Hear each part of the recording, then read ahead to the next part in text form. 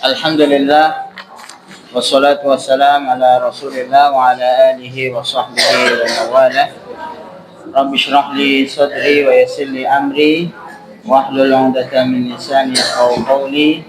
Allahumma 'allimna ma yanfa'una wanfa'na bima 'allamtana wa zidna ilman. Amma ba'd. Sabahul khair. Kaifa halukum? Kami sehat ya Bapak Ibu-ibu. Alhamdulillah. Bapak Ibu-ibu yang semoga senantiasa dirahmati oleh Allah Subhanahu wa taala. Insyaallah biidznillah kembali kita akan melanjutkan ya. Kajian kita masih berkaitan dengan tauhid.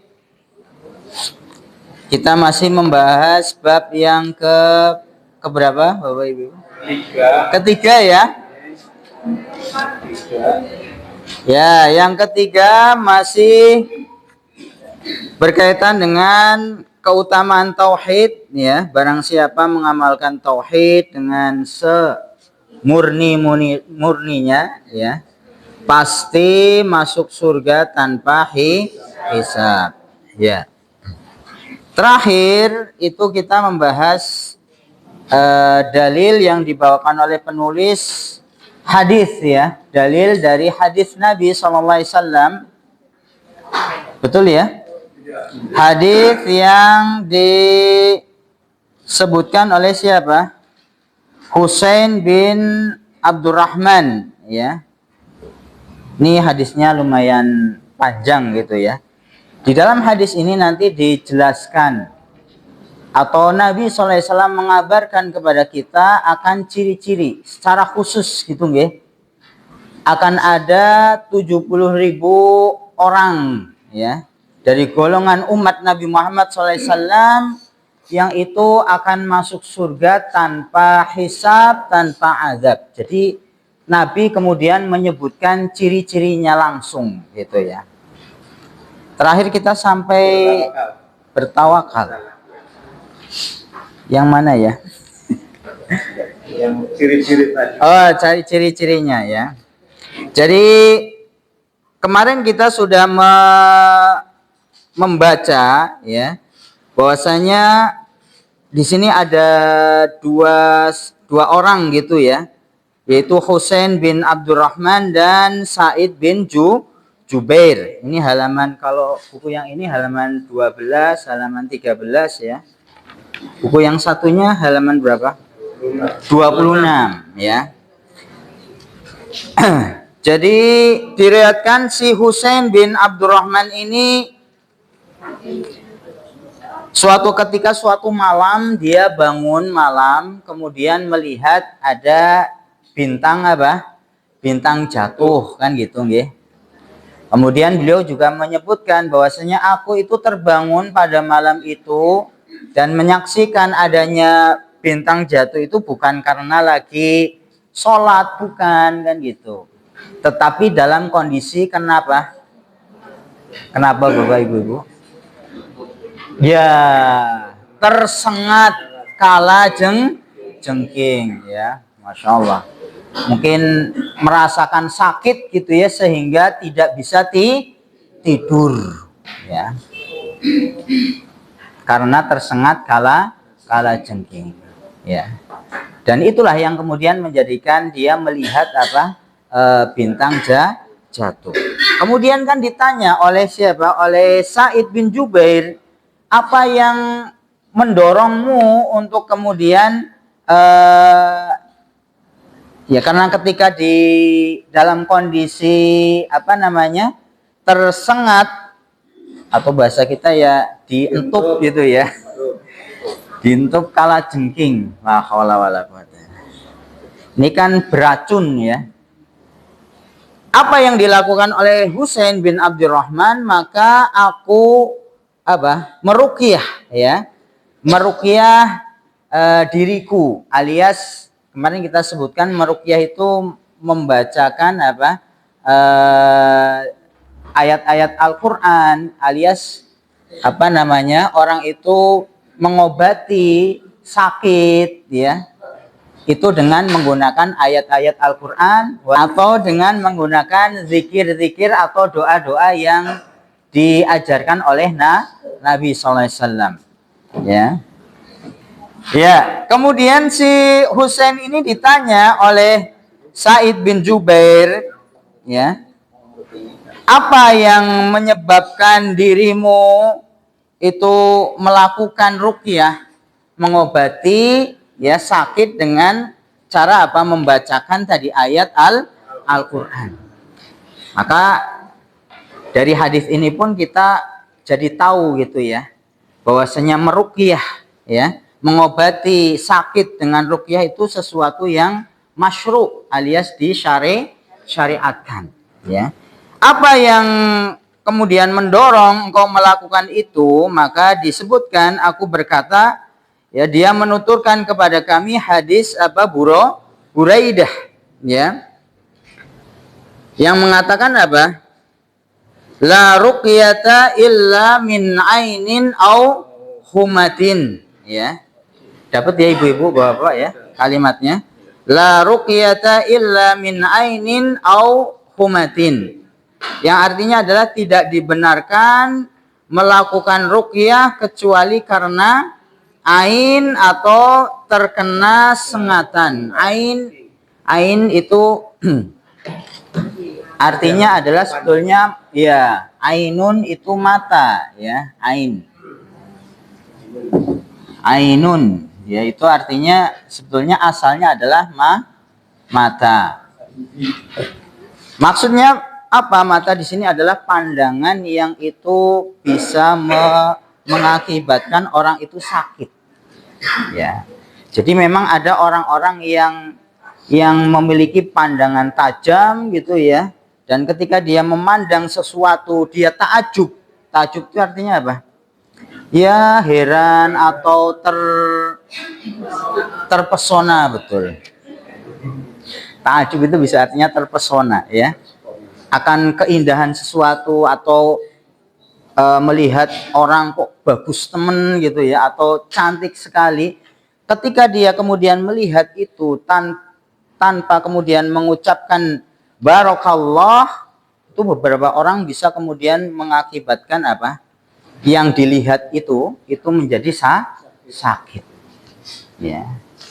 Ya ini memang dalam bukan sihir, ini bawaan gitu ya. Jadi memang ada orang-orang tertentu yang di Allah takdirkan memiliki pandangan yang tajam tadi ya. Ya. Maka dikatakan la ruqyata illa min ainin, tidak dibenarkan melakukan ruqyah kecuali karena disebabkan oleh ain ya. Alias jadi maksudnya hadis ini bukan kemudian ruqyah itu hanya terkhusus sesuatu yang disebabkan oleh ain atau karena tersengat, bukan Bapak Ibu-ibu. Tetapi maknanya nanti dijelaskan bahwasanya ruqyah yang dibacakan bagi orang yang sakit terkena ain atau terkena sengatan ya binatang, itu memiliki manfaat alias berpengaruh besar, alias bisa menyembuhkan. Itu termasuk sebab yang menjadikan orang yang terkena ain, sakit karena ain atau terkena sengatan itu akan memiliki sangat dampak manfaat yang besar, bisa menjadikan sebab sembuhnya penyakit tersebut. Ini maknanya ya. Jadi tidak dibenarkan itu bukan berarti dilarang untuk yang selain ain atau humah tadi, tetapi ini untuk menjelaskan bahwasanya manfaatnya ruqyah sakit disebabkan ain atau humah itu memiliki pengaruh besar. Ini disebutkan di dalam keterangannya ya. Jadi memang ketika kita memahami suatu hadis itu kita perlu membaca keterangan dari para ulama gitu ya. Tidak hanya sekedar memahami saja kita membaca, kemudian difahami dengan pemahaman kita sendiri, tidak. Tapi kadang-kadang ada maksudnya gitu ya, sesuai dengan apa yang difahami oleh para ulama. Ya, ini disebutkan ya keterangannya, la ruqyata illa min ainin, ya. Ini dikatakan adalah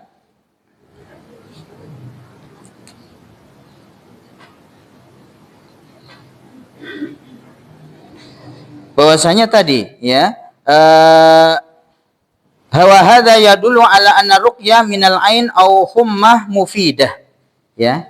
Mufidah itu artinya berguna atau manfaat, alias bacaan ruqyah untuk sakit yang terkena ain atau hummah tadi itu punya pengaruh besar, ya. Walaupun nanti disebutkan di dalam keterangan ini, ya, ada cara yang lain memang di dalam mengobati ketika orang terkena apa? Ain, ya.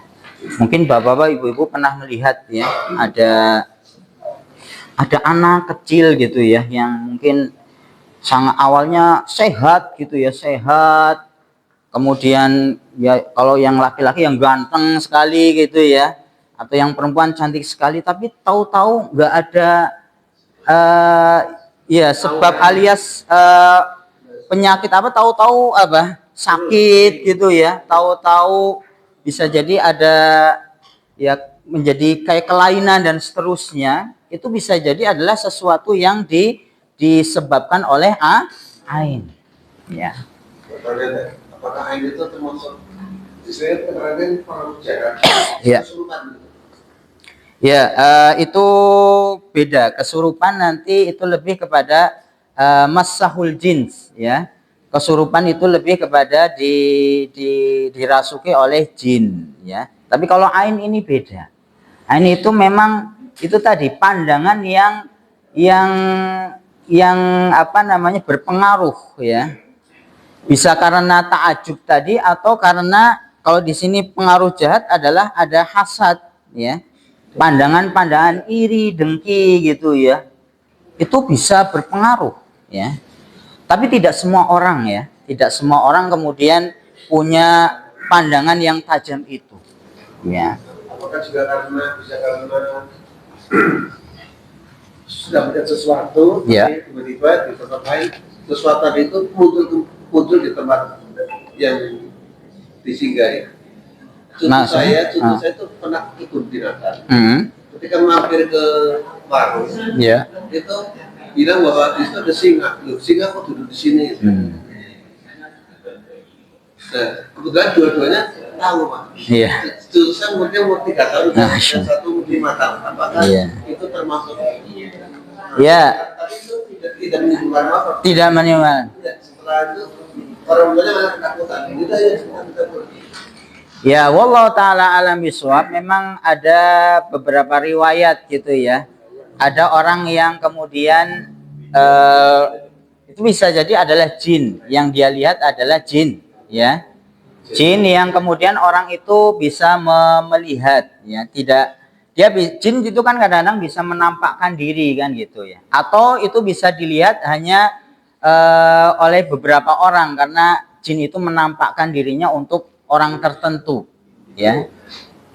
Dan sebetulnya itu kan bukan kemudian menjadi dianggapnya ini orang punya kelebihan gitu ya, bisa melihat apa jin. Sebetulnya itu malahan sesuatu yang menyusahkan kan gitu ya.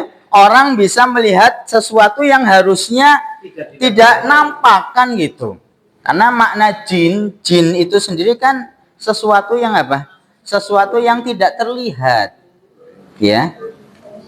Ketika di dalam bahasa Arab kata-kata dari jim dan nun, jin, ya, itu sesuatu yang memang nggak nampak.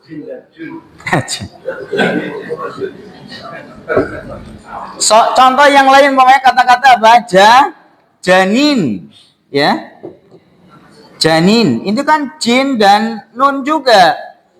Sesuatu yang tidak nampak.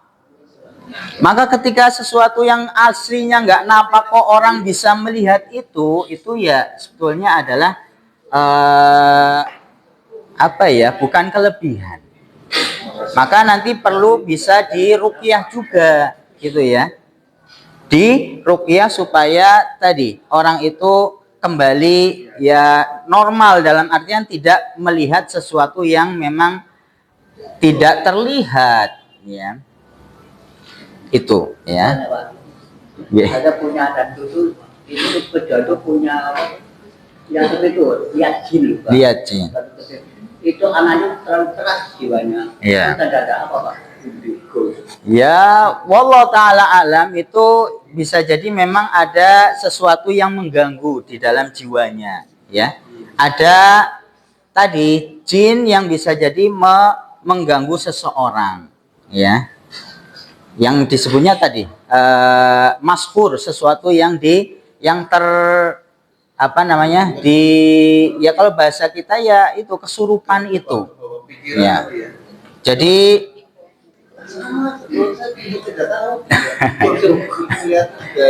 iya. Itu bisa diterapi dengan apa namanya? Dengan diruqyah. Dengan dibacakan ya ayat-ayat Al-Qur'an ya. Kemudian kalau sudah dewasa dia membaca sendiri ya. Ayat-ayat Al-Qur'an untuk dengan tujuan meruqyah dirinya sendiri, itu yang paling baik. Nanti juga disebutkan memang ruqyah itu lebih baik adalah orang itu sendiri yang kemudian meruqyah di dirinya. Ya. Jadi hal-hal yang berkaitan dengan tadi di luar kebiasaan gitu ya, itu bisa jadi adalah karena ada tadi pengaruh dari jin ya. Karena memang jin itu ada ya. Minal jinnati wan nas ya, termasuk ciptaan Allah Subhanahu wa taala ya. Dan kenapa sebabnya kok ada orang yang kesurupan dan seterusnya, itu macam-macam sebabnya. Ada orang yang mungkin dulu pernah belajar ilmu-ilmu ilmu-ilmu apa ya? Itu kan biasanya ta'amul. Ada orang itu kemudian meminta bantuan kepada jin ya untuk melindungi dirinya dan seterusnya ya. Atau juga nanti itu adalah sesuatu yang memang turun temurun ya. Bisa jadi memang dari kakeknya dulu ada yang belajar ilmu seperti itu, kemudian diturunkan kepada ya keturunannya ya. Maka hal-hal seperti itu bisa kemudian diobati dengan apa? Dengan ruqyah syar'iyah. Dengan wirid-wirid, doa-doa ya. Ini pentingnya bagaimana ruqyah. Sebenarnya nanti ada bahasan, maksudnya kalau mau mendetail ya memang harus apa namanya ya ada bahasan secara khusus gitu ya berkaitan dengan ruqyah. Tapi secara umum ruqyah itu kan artinya kemarin kita sebutkan adalah mantra-mantra ya. Ruqyah itu asalnya adalah mantra-mantra ya. Makanya ada ruqyah yang syar'iyah yang disyariatkan, ada juga yang ruqyah ghairu syar'iyah, mantra-mantra yang diucapkan ya tanpa tahu maknanya kan gitu. Bahkan mungkin bisa jadi mantra-mantra itu adalah ucapan-ucapan untuk meminta bantuan kepada jin dan seterusnya. Maka itu ghairu syar'i, tidak boleh dilakukan. Tetapi yang disyariatkan adalah meruqyah, membacakan ayat-ayat Al-Qur'an ya, atau dari doa-doa yang diajarkan oleh Nabi kita Nabi Muhammad SAW. Ini nanti disebutkan juga di riwayat yang lain, ini berkaitan dengan ruqyah Bapak Ibu-ibu ya. Ini di dalam hadis ya, bahwasanya ada sekelompok ya sahabat Nabi ini dikatakan wa yadullu li hadza qissah ar-rajul alladzi ba'atsahu Nabi sallallahu alaihi wasallam fi sariyah. Jadi ada sekelompok orang yang diutus oleh Nabi, ketika sampai di suatu tempat dia ingin apa istilahnya bertamu gitu ya ke penduduk orang yang tinggal di tempat tersebut ya, alias ini sekelompok sahabat lagi menjalankan perintah Nabi melewati suatu tempat, mereka pingin apa? Pingin singgah gitu ya, ingin bertamu kepada penduduk tempat tersebut ya. Tapi ternyata penduduk itu menolak, nggak mau disinggahi. Nah, ini disebutkan ya. Fastadofu qauman falam yudayifuhum. Mereka nggak mau menerima. Dan ternyata ada suatu kejadian pada saat itu ya. Faludigha sayyiduhum lidughlatin aqrab. Ternyata pemimpin atau istilahnya kepala sukunya atau kita ya kepala desanya gitu ya, warga situ yang nggak mau menerima tamu itu, ternyata kepala sukunya lagi apa? Sakitnya itu karena tersengat oleh sama kalajengking ya, tersengat oleh kalajengking. Ini hadis yang kemudian menguatkan tadi yang dilakukan oleh siapa? Husain tadi ya. Nah, ketika pemimpin atau istilahnya kepala desanya gitu ya disengat kalajengking, maka mereka mencari-cari ada nggak orang yang bisa membacakan mantra gitu ya untuk mengobati kepala suku kami kan gitu. Jadi praktek ruqyah itu sebelumnya sudah ada, tetapi dengan apa? Ruqyah yang kadang-kadang ghairu syar'i kan gitu ya. Faqalu la'alla haula'i rukab indahum raqin ya. Maka kemudian salah satu orang di antara penduduk itu, oh bisa jadi di sekelompok orang yang kita tolak untuk bertamu itu, bisa jadi di antara mereka ada orang yang bisa meruqyah. Karena mereka tahu yang mereka tolak itu adalah orang-orang yang diutus oleh Nabi kan gitu. Bisa jadi di antara mereka ada yang bisa meruqyah kan gitu ya. Maka betul ya, faja'u ila sariyah, maka penduduk desa ada yang mendatangi sekelompok ya sahabat itu, kemudian berkata, hal fikum man raqi, apakah di antara kalian yang bisa meruqyah? Maka mereka menjawab, qalu na'am, iya, kami ada yang bisa meruqyah. Tapi ada syaratnya, kata si ini sekelompok sahabat itu ya.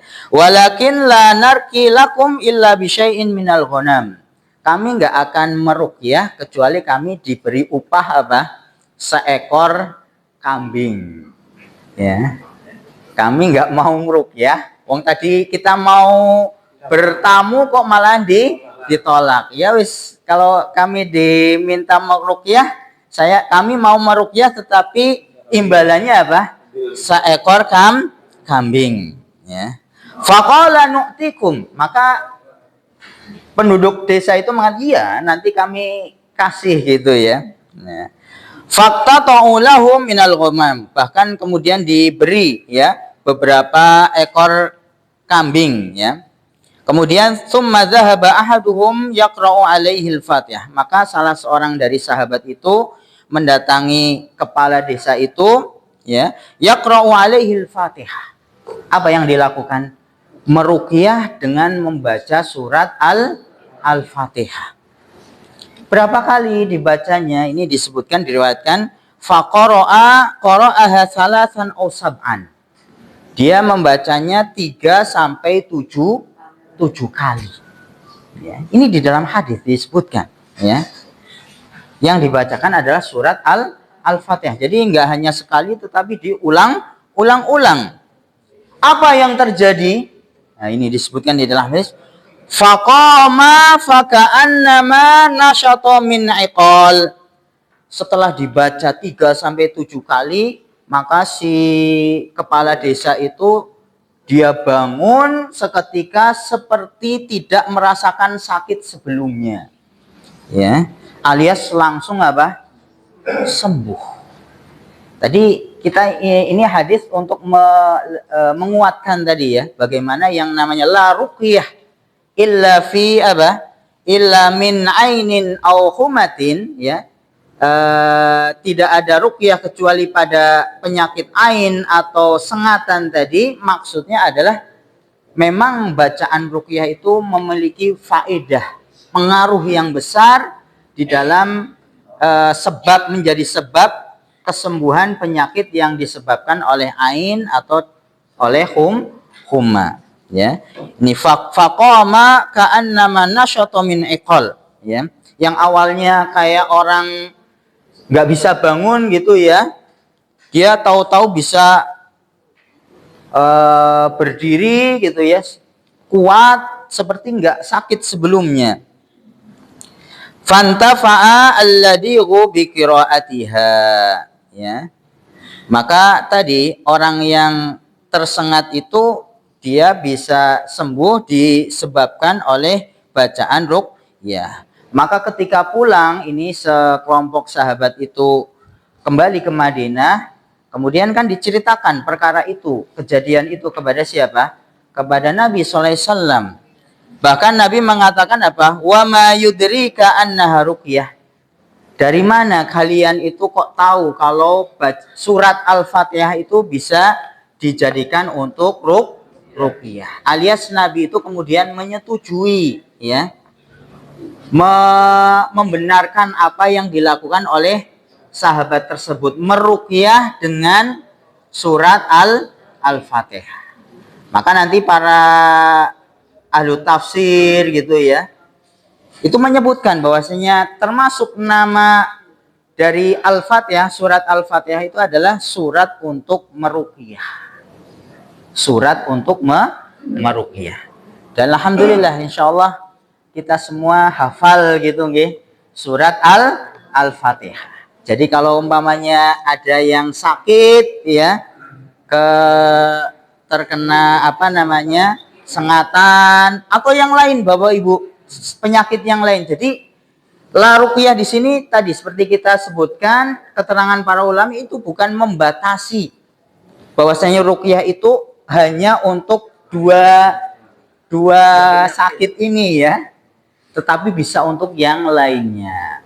Cuman memang ini untuk menegaskan, menguatkan kalau untuk dua hal ini maka faedahnya akan sangat besar. Bisa difahami Bapak Ibu? Nah, ini belum kepada ciri orang yang masuk surga tanpa hisab ya. Nah, lanjut ya.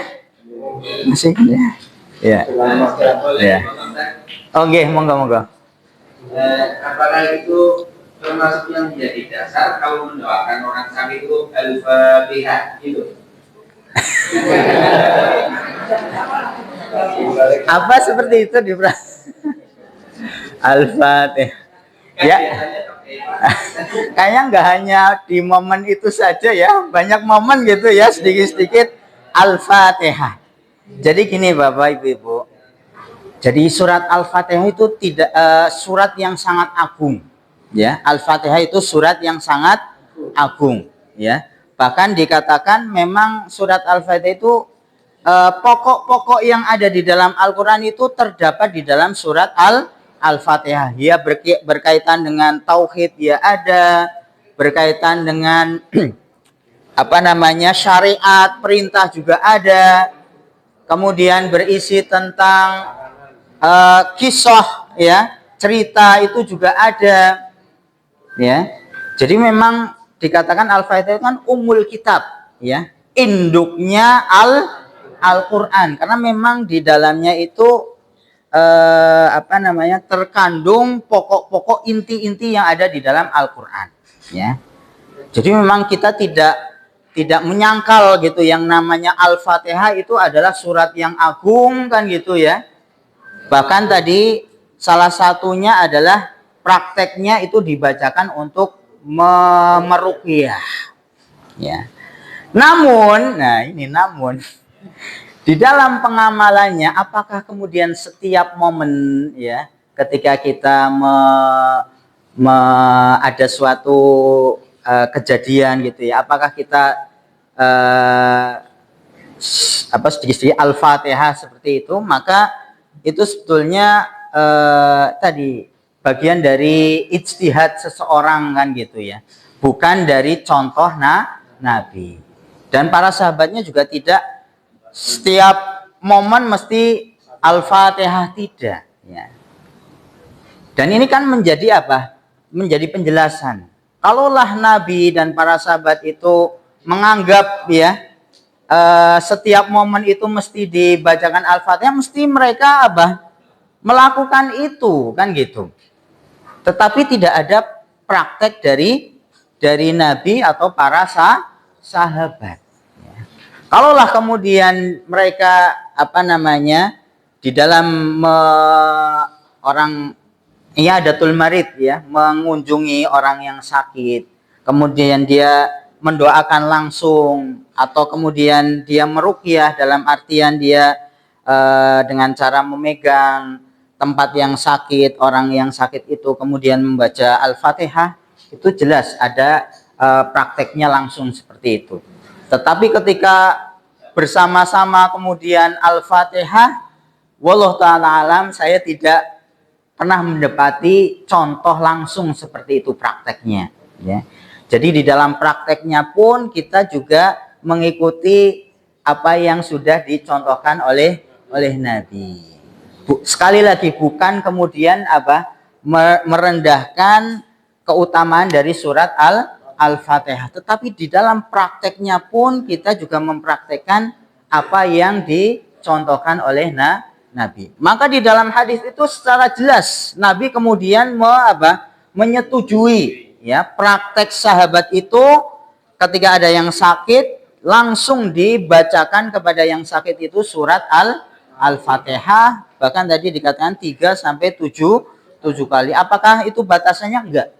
Bisa lebih banyak lagi ya.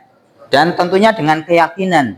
Yakin bahwasanya Allah lah yang menyembuhkan. Ini diantara sebab yang Allah perintahkan ya di dalam penyembuhan adalah membacakan ruqyah. Jadi tetap ya, ini sebab, ruqyah itu juga bagian dari sebab. Tetapi yang kemudian menyembuhkan ya, yang menghilangkan penyakit itu adalah Allah Subhanahu wa taala.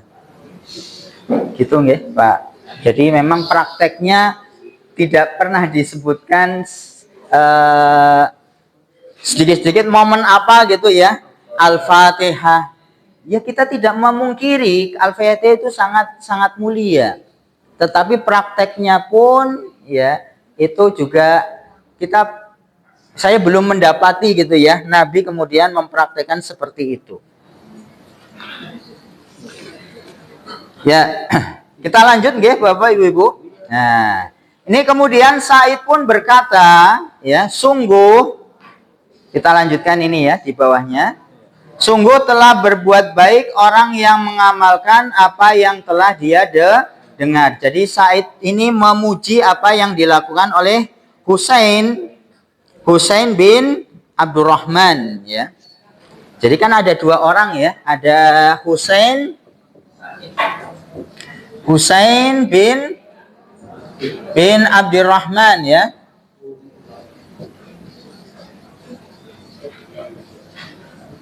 Satunya lagi siapa? Sa'id bin Jubair ya. Sa'id bin Jubair. Nah, yang terkena sengatan kan ini ya, Sa'id bin Jubair. Dan Sa'id bin Jubair siapa? Husain bin Abdurrahman. Yang terkena sengatan Husain bin Abdurrahman. Kemudian dia mempraktekkan apa yang dia dengar kan gitu ya. Maka kemudian si Said ini memuji gitu ya, sungguh telah berbuat baik orang yang mengamalkan apa yang dia dengar. Tapi belum selesai gitu ya. Kemudian si Said ini mengatakan, tetapi Ibnu Abbas menuturkan kepada kami hadis dari Nabi SAW bahwasanya beliau bersabda. Ini ingin menjelaskan ya perkataan siapa, Sa'id bin Jubair, nanti berkaitan dengan ruqyah ini ya. Dikatakan uridat alayyal umam ya, telah ditunjukkan kepadaku umat-umat ya. Ini apa yang dikatakan oleh Nabi. Jadi Sa'id ini meriwayatkan apa yang dari sahabat Ibnu Abbas. Ibnu Abbas mendengar dari siapa? Dari Nabi. Ini kejadiannya adalah nanti di hari kiamat ya. Dikatakan oleh Nabi, uridat alayyal umam, ditunjukkan, diperlihatkan kepadaku umat-umat. Ya. Fara'aitun nabi wa ma'ahu roh. Ya. Aku melihat seorang nabi bersama beberapa orang. Maksudnya apa? Ada nabi yang kemudian dia pengikutnya hanya beberapa orang. Rohtun itu kalau di dalam bahasa Arab itu bilangan antara 3 sampai 9. Rohtun itu bilangan dari berapa? 3 dan 9. Jadi ada nabi pengikutnya hanya nggak sampai 10. Karena nanti di hari kiamat itu umat-umat itu akan dibangkitkan berkumpul bersama para nabinya kan gitu. Ada yang kemudian nabi dibangkitkan ya, berkumpul bersamanya pengikutnya hanya tadi antara 3 sampai 10 orang. Wa ma'aur rajul wa rajulan. Bahkan ada seorang nabi ya, bersamanya 1 atau 2 orang. Ada juga yang pengikutnya hanya berapa? 1 orang, ada juga yang hanya 2 orang. Ini nabi ya. Nabi berdakwah kepada umatnya, ternyata yang menerima dakwah itu hanya sedikit. Makanya kita nggak perlu putus asa gitu ya. Ketika kita mengajak orang lain untuk kebaikan, ternyata kok tidak diterima dakwahnya atau mungkin sedikit. Ini ada nabi yang nanti dikumpulkan di padang mahsyar, pengikutnya hanya 1 atau 2. Bahkan nanti disebutkan di sini apa? Wan nabi laisa ma'hu ahad. Ada nabi yang enggak punya pengikut. Dan ini bukan kemudian mengurangi kemuliaan seorang nabi, walaupun enggak ada pengikutnya. Jelas nih Bapak Ibu-ibu, ini kondisi nanti di hari kiamat. Ini disebutkan oleh siapa? Sa'id bin Jubair. Beliau ini mendengar dari sahabat Ibnu Abbas. Ibnu Abbas langsung mendengar dari Nabi. Karena ini kan perkara yang gaib. Perkara yang nanti akan terjadi kapan? Di hari kiamat. Kemudian dilanjutkan lagi di sini, idrufi ali sawadun azim, ya. Apa artinya di sini? Tiba-tiba ditampakkan kepadaku suatu kumpulan orang yang berjumlah banyak, ya. Kalau tadi kan ada nabi pengikutnya sedikit, tapi ini ada tahu-tahu nabi diperlihatkan kumpulan orang yang banyak, sawadun azim. Sawad itu artinya sesuatu yang hitam. Maksudnya kumpulan orang itu kan kalau saking banyaknya jadi kayak apa? Kayak awan hitam gitu ya. Itu kumpulan manusia yang jumlahnya banyak. Ya. Fadhanantu annahum ummati, maka Nabi berkata, aku mengira itu adalah umatku yang banyak, kan gitu. Mengiranya Nabi apa? Itu jumlahnya pengikut Nabi kita Nabi Muhammad SAW. Tapi apakah betul dugaan Nabi? Bukan, ya. Faqila li hadza Musa wa qaumuh. Kemudian dikatakan kepada Nabi, ini bukan umatmu, yang kelihatan banyak itu bukan umatmu, tetapi apa? Musa wa qaumuh. Nabi Musa dan kaumnya. Kemudian berkata lagi Nabi, "Fanadhartu fa idza sawadun azim." Kemudian aku melihat lagi ada sekumpulan orang yang jumlahnya banyak. Maka dikatakan kepadaku, faqila li hadza ummatuk. Inilah umatmu. Jadi umatnya Nabi kita Nabi Muhammad SAW termasuk yang umatnya banyak, pengikutnya banyak, sawadun azim. Ya. Hadza ummatuk. Nah, kemudian baru di sini Nabi menjelaskan akan ada golongan yang dari kumpulan orang yang banyak itu, dari orang-orang itu ada berapa? 70.000 orang yang punya keistimewaan apa? Masuk surga tanpa hisab. Ini dikatakan. Wa ma'hum sab'una alfan, ya. Wa ma'hum sab'una alfan, ya. Dan bersama mereka ada 70.000, sab'un alf itu artinya 70.000, ya. Yadkhulunal jannah bighairi hisab. Yang mana 70.000 orang ini mendapatkan kemuliaan apa? Masuk surga tanpa hisab, tanpa azab. Jadi secara khusus Nabi itu menyebutkan di antara umatnya, pengikutnya itu akan ada 70.000 orang yang punya keutamaan masuk surga tanpa hisab. Jelas sampai sini Bapak Ibu? Ya. Kemudian apa yang apakah Nabi kemudian langsung menjelaskan itu? Tidak, atau ciri-cirinya tidak. Tapi apa yang dilakukan oleh Nabi? Tsumma nahadha fadakhala manzilahu. Setelah menyebutkan itu, Nabi bangkit dari tempat duduknya langsung masuk ke dalam rumah.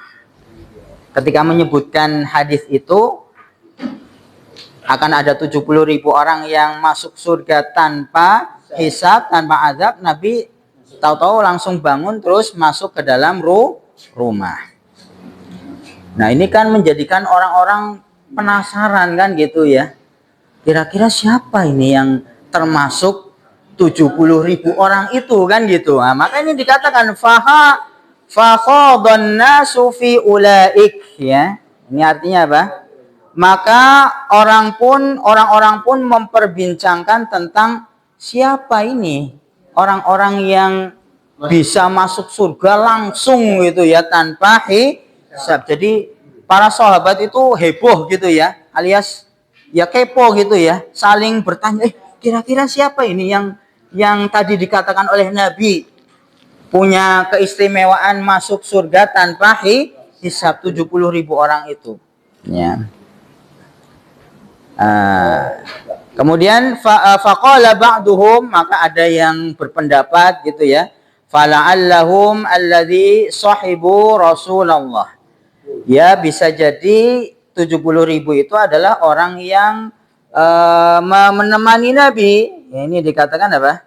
Mungkin saja mereka adalah yang menjadi sahabat Rasulullah sallallahu alaihi wasallam. Ya, ada yang berpendapat seperti itu, ya. Ada juga yang mengatakan bahwa qala ba'duhum, yang lain ada yang berkata la'allahum alladzina wulidu fil Islam.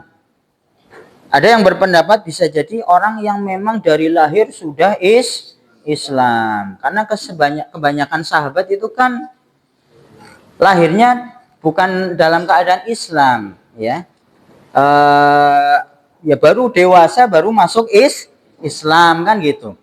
Karena baru apa? Ya mendapati adanya Nabi dan Rasul. Oh, bisa jadi yang dapat kesempatan 70.000 itu adalah yang dari lahirnya apa? Islam kan gitu. Atau tadi pendapat yang pertama apa? Yang menemani Nabi SAW kan gitu.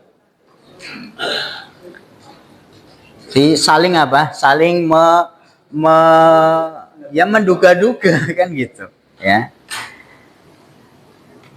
Falam yusyriku billahi syai'an, ya. Orang yang lahir dalam keadaan Islam dan tidak pernah berbuat syirik.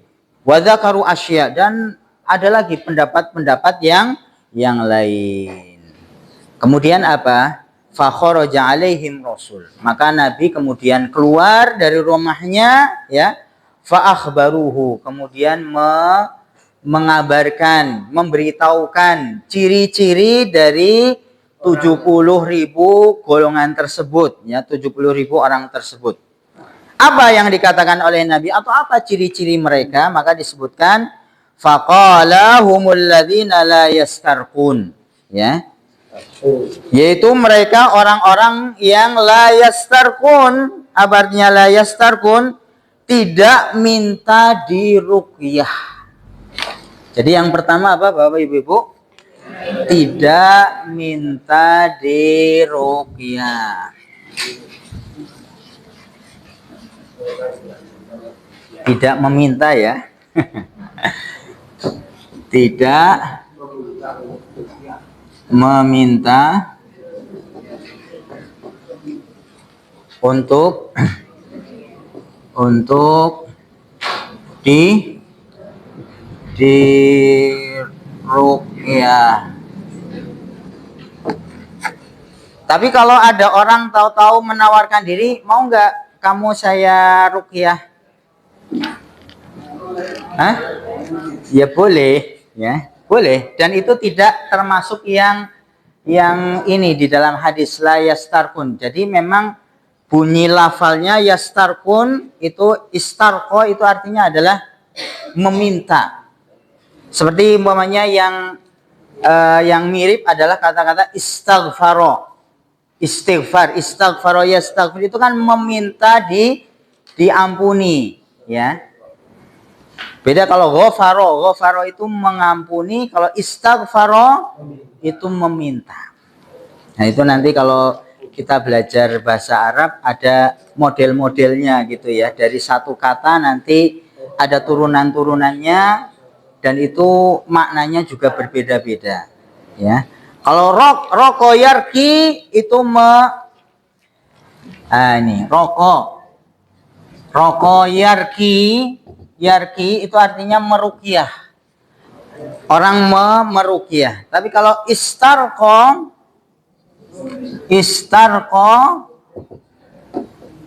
itu meminta untuk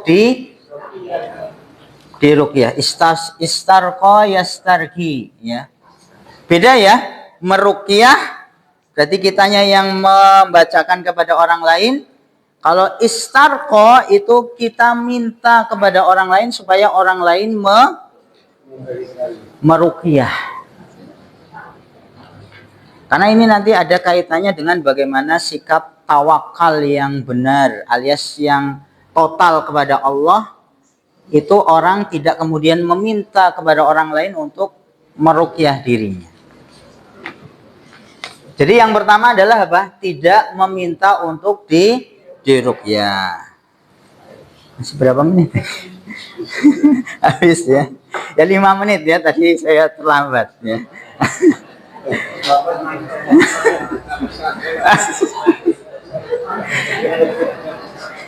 Yang pertama adalah la yastarqun, tidak minta diruqyah.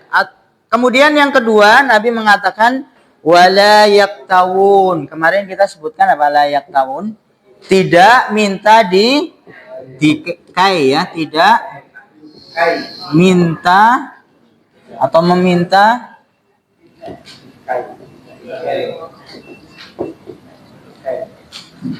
tidak meminta diobati